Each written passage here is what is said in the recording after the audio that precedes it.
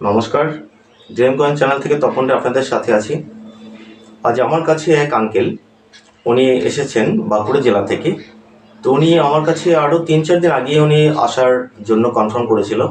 তো সেক্ষেত্রে উনি একটু ভুল করেছিল, ভুল করে উনি অন্য জায়গায় চলে গেছিলো। যাক, তার মুখ থেকেই শুনি উনি কোথা থেকে এসছেন। তো আপনি একটু কোথা থেকে এসছেন, আপনার একটু আমি অ্যাড্রেসটা বলুন।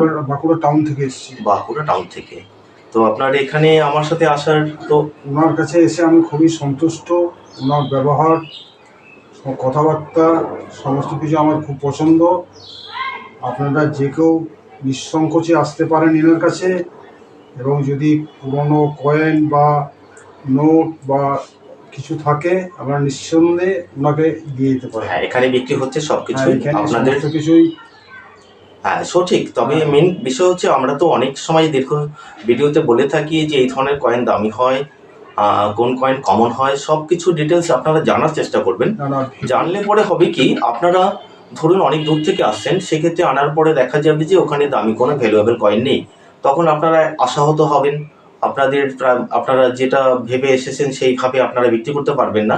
সেক্ষেত্রে আপনারা ভিডিও দেখে কোন কয়েন দামি, কোনটা স্কেয়ার, কোনটা রেয়ার, এইগুলো বোঝার চেষ্টা করবেন। সেক্ষেত্রে আপনারা নিজেরাও ঠকবেন না এবং আপনারা সঠিক দামে সেটা আপনারা বিক্রি করতে পারবেন। যাই হোক, আমি ওনার কাছ থেকে যা যা সংগ্রহ পেয়েছি এটা আপনাদের সামনে তুলে ধরছি।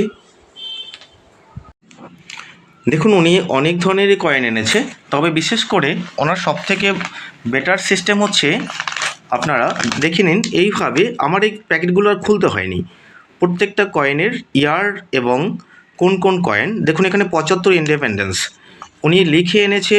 1922-23 এ ধরনের 2019 সাল, 2005 সাল ক্রস কয়েন 2 টাকার। তো এই প্যাকেটগুলো আমাকে খুলতে হয়নি। প্রত্যেকটা কয়েন এভাবে ধরে ধরে উনি লিখে ডিটেলস দিয়ে এনেছে, এবং ইয়ার কোন ইয়ারে মেনটেন্স হয়েছে সব কিছুই। তো প্রত্যেকটা প্যাকেট আমাকে খুলতেই হয়নি। তো যাই হোক, তো বিষয় হচ্ছে ওনার সংগ্রহটা আমি দেখাচ্ছি। দেখুন, এখানে 5 টাকার কপার নিকেলের কয়েন এনেছে। এই ধরনের 5 টাকার কয়েনের মধ্যে আপনারা দামি কয়েন একমাত্র একটাই হয়, সেটা হচ্ছে 2004 সালের হায়দ্রাবাদ মিন্টের স্টার মিন্ট মার্ক হলে ওটা দামি হয়। আর উনি 2000 সালের অনেকগুলো মস্কো মিন্টের কয়েন এনেছে, কিন্তু মস্কো মিন্টের কয়েনটা আপনারা অনেক সময় হয়তো বা দামি মনে করেন, কিন্তু এটা এজ ভ্যারাইটি হতে হয়।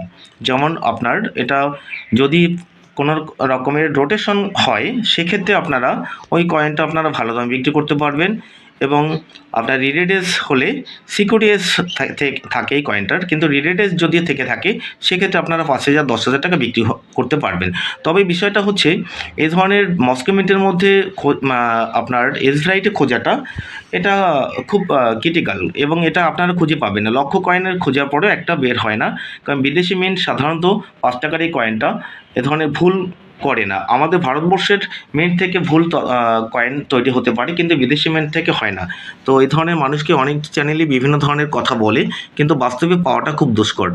আর এটা দেখুন, এটা 1944 সালের 1 রুপি। এটা হচ্ছে যে আপনার হাফ সিলভার আর হাফ কপার নিকেল, 50% সিলভার। সেক্ষেত্রে এই কয়েনটা বর্তমান কন্ডিশনে যুদ্ধের প্রেক্ষাপটে এবং আমাদের ওয়েস্ট বেঙ্গলে নির্বাচন চলছে, সেক্ষেত্রে এই সময়ে সিলভারের দামটা আন্তর্জাতিক মার্কেটেই অনেকটাই কম আছে। তো সেক্ষেত্রে এই কয়েনটা আপনারা মোটামুটি এখন একটা ভ্যালুতে বিক্রি করতে পারবেন। সেটা হচ্ছে 800 টাকা, 850 টাকা, 900 টাকার মতো দাম হয়ে থাকবে কন্ডিশনের উপরে। এরপরে দেখুন, এখানে উনি কিছু 1947 সালের 1 রুপি কয়েন এনেছে।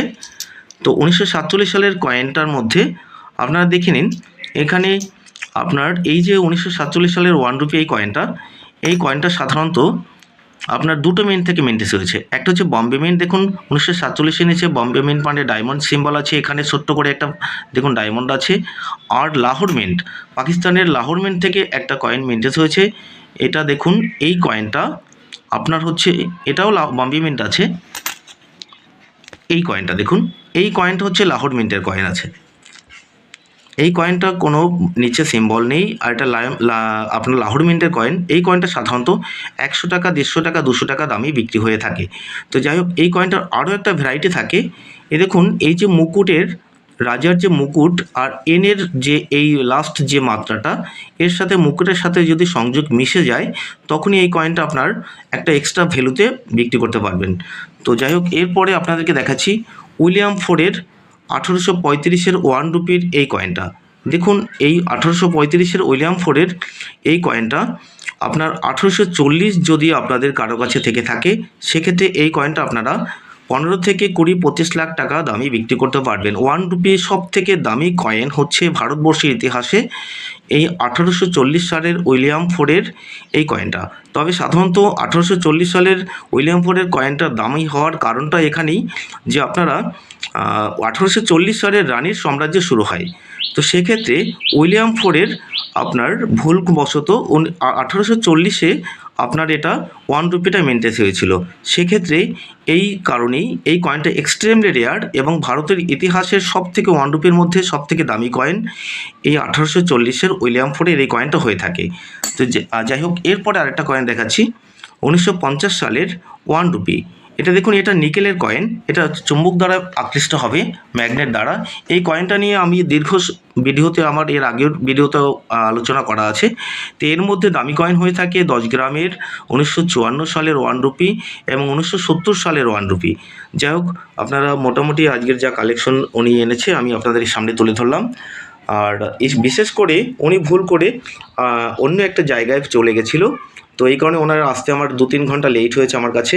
তো আপনি ভুল করে কোথায় গেছিলেন একটু বলবেন? নিমো আপনি স্টেশনে। নিমো স্টেশনে গেছিলেন, তা নিমো থেকে আবার রিটার্ন ট্রেন ধরে রিটার্ন আপনাকে এসেছেন অবশ্যই। তো যাই হোক, ভালো থাকবেন, আপনি আবার আসবেন। হ্যাঁ।